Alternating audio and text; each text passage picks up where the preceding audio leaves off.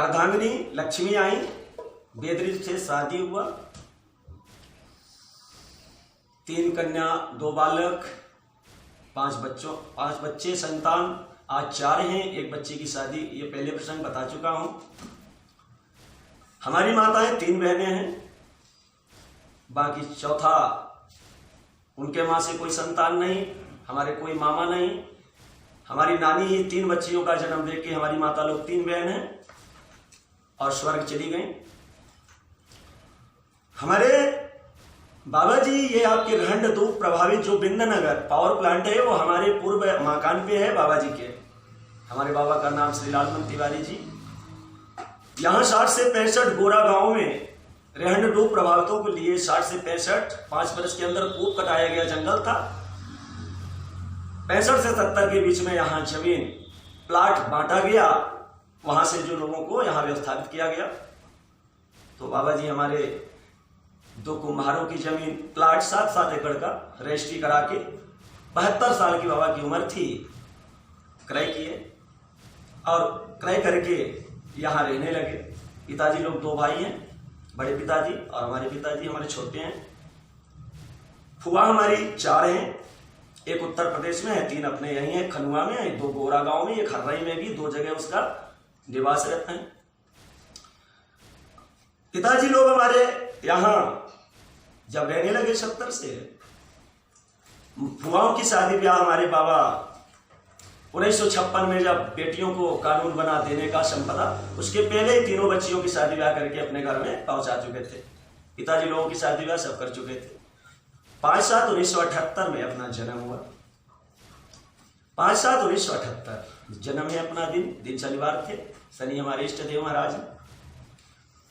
शनिवार के दिन पीपल के वृक्ष के नीचे जड़ में पानी डाला जाता है और दीपदान करने से समस्त देवी और देवताओं का पुण्य प्राप्त अर्जित किया जाता है। उस दिन ही अपना इस पृथ्वी पर जन्म हुआ है।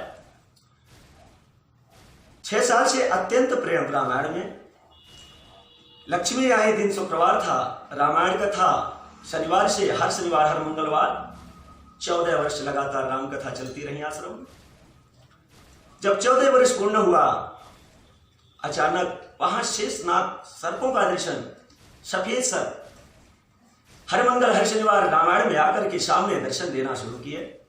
13 मंगल शनिवार, 14वें शनिवार के दिन वहां 3 संत ऐसे जो आज तक हमने ऐसे संतों को पृथ्वी पर नहीं देखा था, ना अभी भी देखने को शायद भाग्य है, तभी दर्शन हो सकते हैं। ब्रह्मा विष्णु में ऐसे पहुंचे। उन्होंने कहा भक्त भक्ति तुम्हारी पूर्ण है, अधूरा था मंत्र वो देने आया हूं। गंगा दशहरा के दिन मणि दिए और उज्जैन महाकालेश्वर नगरी वहां दत्तात्रेय अखाड़ा पूरी हमारे श्री गुरु जी महाराज श्री श्री श्री स्वामी अनंत श्री स्वामी श्री मिथिलापुरी जी महाराज हमारे गुरु जी महाराज हैं। उज्जैन महाकालेश्वर जो अपने मुकुटमणि महाकालेश्वर में लेकर बैठे समस्त संतों के मठाधीश, जिन्होंने अपना शिष्य बनाए, वो चले गए। ठंडी कड़ाके की महीने होती है। 25 दिसंबर 2004, 4 बजे भोर में हरी रंग की साड़ी पहनकर माता जहां हम पूजा करते थे, 2 धोती लेकर सफेद रंग की थोड़ी सी यहां हल्दी लगाती हैं पीला करके, देती हैं पुत्र एक सुबह एक शाम, आज से यही तन पे वस्त्र है, बाकी करधन और नगोट भी उतार दें। माता से रोने लगा मां। 4 बजे भोर की बात है। आखिर बाइक से चलता हूं माता, इतनी ठंडी गर्मी बरसात कैसे बीतेगा एक धोती में। मां कहती है पुत्र आंचल ऐसे उड़ाकर रक्षा करूंगी, बाइक पे पीछे बैठकर जहां वहां साथ में रहूंगी। 25 दिसंबर कड़ाके का ठंड 2004। एक धोती जो अंदर चड्डी वगैरह सब उतार दिए, करधन वगैरह सब उतार दिए। एक मर्यादा ढकने का ही मां जो दिए 4 बजे भोर में, वही एक तन पे ये धोती लिए। बच्चे लक्ष्मी परेशान हुए, पूरे दिन तन खुला ठंडी में, कैसे आज गंजी नहीं, ठीक है पहनेंगे। किसी से अभी स्पर्श नहीं कर रहा था। और तुरंत नहीं तन पे उसी दिन से 25 दिसंबर 2004 से ये एक धोती है।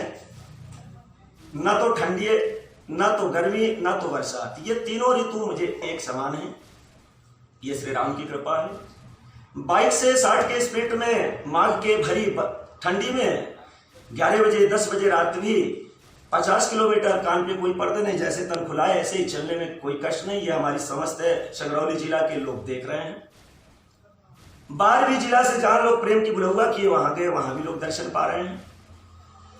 हमारा दिनचर्या देखिए, भगवान ने लिखा रामचरितमानस में, हमने पाया कि सत्य ही तप करता है। ब्रह्मा जी सत्य हैं, जो तप बल श्रेष्ठ रचत विधाता, तप बल विष्णु सकल जगत त्राता, अतप बल शंभु करें संघारा, अतपते शेष धरे मही भारा, अतपते अगमन कछु संसार। हे प्रभु, ब्रह्मा जी सत्य लोक में बैठे हैं, पर सत्य के बल कठिन तपस्या कर रहे हैं। यहां से 86,000 योजन ऊपर धर्मपुरी, वहां से 86,000 योजन ऊपर ब्रह्मा की ब्रह्मपुरी। जहां अपने तप के बल से बैठे हैं, हम सब यहाँ मृतलोक में हैं। अपने तपस्या के बल से यहाँ सब माताओं बहनों के पेट में समस्त 84 लाख योनियों की सृष्टि वहीं से बैठे अपने तप बल से कर रहे हैं।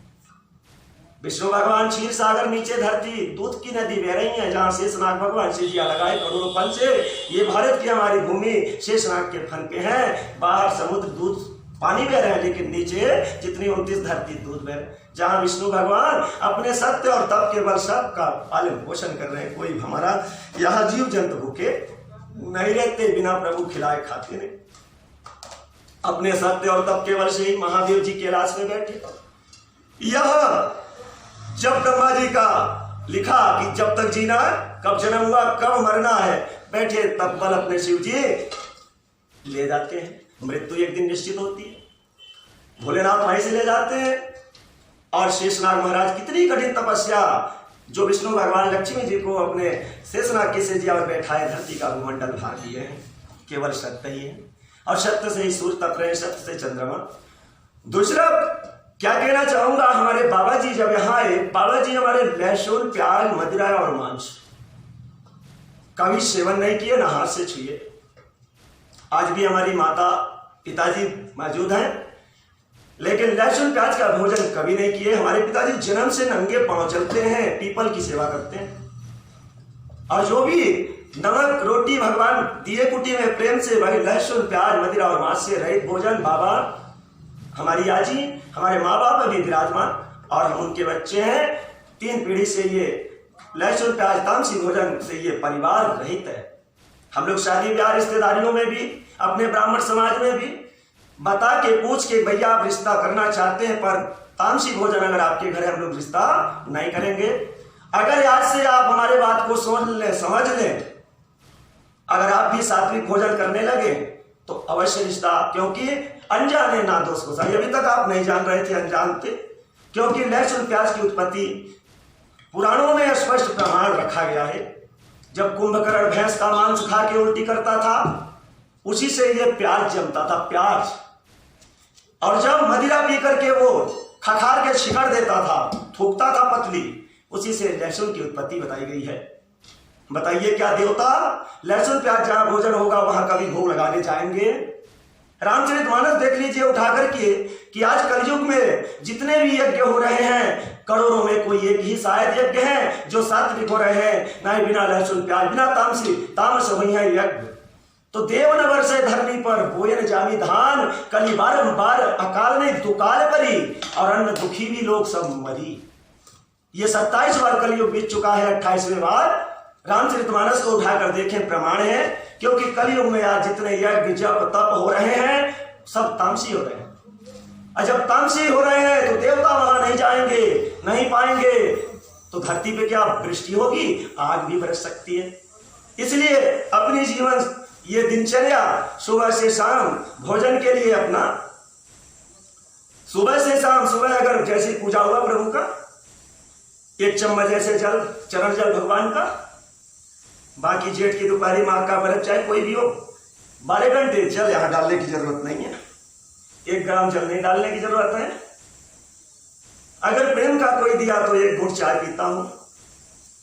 और भोले बाबा का वहां चढ़ाया हुआ प्रसाद, भांग धतूरा, वही प्रभु का प्रसाद ही थोड़ा सा पाता हूं। और चाय मेरी जिंदगी है। शाम के समय 10 से 11 बजे के बीच में एक बार, चाहे आप 50 ग्राम से 100 ग्राम के अंदर आलू की भुजिया तल दें, थोड़ा सा कड़ू का तेल डालें, 1 चिटकी उसमें जीरा डाल दें, काला नमक थोड़ा सा, आधा किलो 500 ग्राम जल, या आलू के जगह पर 200 ग्राम दूध और 300 ग्राम पानी, ये हमारी जिंदगानी है। 14 वर्ष से गृहस्थ में बाल गोपाल भी, दोनों पैर भोजन बनता है, भगवान का भोग लग रहे हैं, दोनों पैर 5 मंदिर हैं, 11 प्लेट में सुबह शाम नित्य भोग लग रहे हैं। हमने जब ये रूप हमको प्रभु दिए तो ब्रह्मा चतुर्भुजी विष्णु, बीच में चतुर्भुज, बगल में शिव जी भी 4 बजे भोर में ही आकर के अपने हाथों से इतने बड़े बड़े पीले पीले अंकुर नारियल जमे हुए दिए, बोले लीजिए। शुक्रवार को शाम को सोया था और शनिवार को 4 बजे भोर में पहले ब्रह्मा जी 4 मुखी, फिर विष्णु जी चतुर्भुज, फिर शिव जी त्रिशूल यहां खड़ी किए, ऐसे हाथ किए, 1-1 नारियल दिए। देने के बाद जैसे नैन खुला, प्रभु नहीं दिख रहे हैं, ना नारियल हाथ में और दिए हाथ में, किसी से नहीं कहा। संध्या के समय दिन भर आया मार्केट में, हर शनिवार मंगलवार 28 वर्ष हो गए रामायण हो रहे हैं, 5 नारियल शनिवार को, 5 नारियल मंगलवार को, हर शनिवार मंगलवार साप्ताहिक 10 नारियल भगवान के चरणों में अवश्य चढ़ रहे हैं। और राम कथा 5 दोहा रामायण अवश्य होंगे, नहीं हमारा प्राण छूट जाएगा, क्योंकि राम ही हमारी जिंदगी है, बाकी संसार में सब कुछ अकारत है। अगर राम है तो सब सुलभ है, राम नहीं तो सब झूठा है। भगवान इस प्रकार की अपनी दिनचर्या जीवन जीते हुए जब सराय हमने नारियल नित्य के बाद 5 लेकर गया, रामायण शुरू हुई है। शाम का समय 11:30 बजे लगभग 60 लोग बैठे थे गांव के, अभी जीवित है लोग, मुर्दा नहीं हुए हैं, 2-4 लोग ही मरे होंगे। जब 11:30 नारियल फोड़ने का समय आया तो इतने 3 नारियल थाली में प्रकट हो गए, पीले अंकुर जैसे प्रभु ने दिया था। उठा के हमने ले जा करके अंदर रखा, मंदिर पहले नहीं बने थे, अंदर रखा, जहां दीप दान करके मूर्ति रख के हमने पूजा बचपन से ही करता, पिताजी हमारे पीपल की 6 साल से ही सेवा करता आ रहा हूं, वहां रख दिए। और 11:30 बजे राजदूत एक गाड़ी थी हमारे पास, उसी से एक साहू, कन्हैया नाम साहू, उसको बैठा कर हमने सराय आया। यहां से 3 नारियल लेकर के जगा के डिगड़ के, पिताजी जीवित थे, 5 नारियल ही चढ़ेंगे भगवान को। वहां नारियल हमने 5 फोड़ा जाकर 12:15 बजे, और वही सुबेरे होते 2 नारियल वही आश्रम में अपने हाथ से रख दिया, और 1 नारियल आधा किलोमीटर बगल में हमारी जन्मभूमि वहां रख दिया। तीनों नारियल तैयार हो गए हैं। 1 नारियल में पर साल 9 फल रुके थे, पहला साल फल आ गए थे 9, इस साल कम से कम 31 फल दूसरे साल भी आ चुके हैं। अभी वो 2 वृक्षों में नहीं आए हैं, लगता है आभास हो रहा है कि साल एक वृक्ष में और फल दूसरे में भी निकलने वाले हैं, अभी दिख नहीं रहे हैं, पर आत्मा की आवाज से आज निकली आएंगे, भरोसा है।